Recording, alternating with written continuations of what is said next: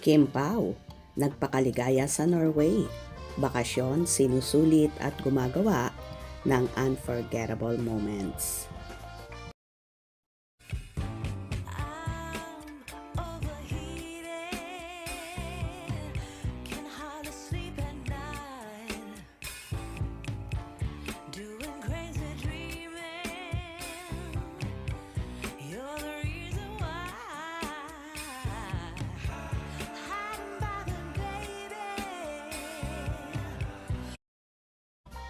Biglang kinilig ang mga fan ni na Kim Chiu at Paolo Avellino sa nagpost sa X, dating Twitter, na spotted ang kapamilya stars na magkasama sa airport papuntang Europe.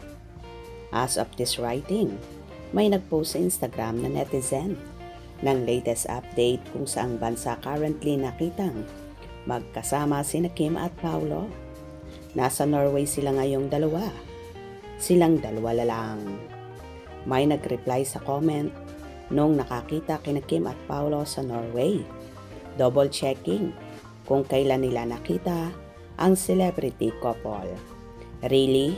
Kailan mo sila nakita? Reply nung nag-post na spotted sina Kim at Paolo sa Norway.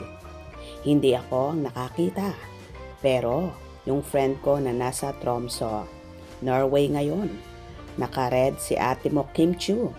Pag nag-post si Kim Chiu ng Tromsø or anything about Norway, alam nyo na si Paolo Avellino ang kasama. May nag-claim kasi na netizens na nakita at nakasabay nila sina Kim at Paul sa tour na nakapost sa SOCMED the other day. Confirm, magkasama during holiday sina Kim and Paolo. Though, yung in-upload na bikini pics ni Kim, late post yun, May 2025, amampulo nila ni Pao. Fresh pa yung voters ink sa kamay ni Kim. Nakasabay pa nga namin ang hashtag Kim Pao sa tour namin ngayon. Okay na yon, ganitong post. Kung totoo man, please, give them the privacy that they need and deserve. Buong 2025 silang nag-work, so deserve nila ang break. Away from praying eyes. That's it.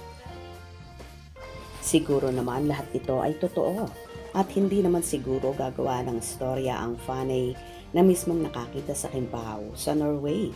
Kaya naman parang nasa alapaap na ang pakiramdam ng buong Kim Pao Ladya. Alam naman nila na sa mga susunod na araw ay maglalabas din ng mga resibo't larawan ng dalawa. At for sure, isosoko yan ng matitinik na Kim Pao solid. Kaya abang-abang tayo dahil baka di natin kayanin ang mga magiging pasabog ng dalawa sa mga paparating na araw. Kaya palaging tumutok. Hope you enjoyed. Please subscribe for more info.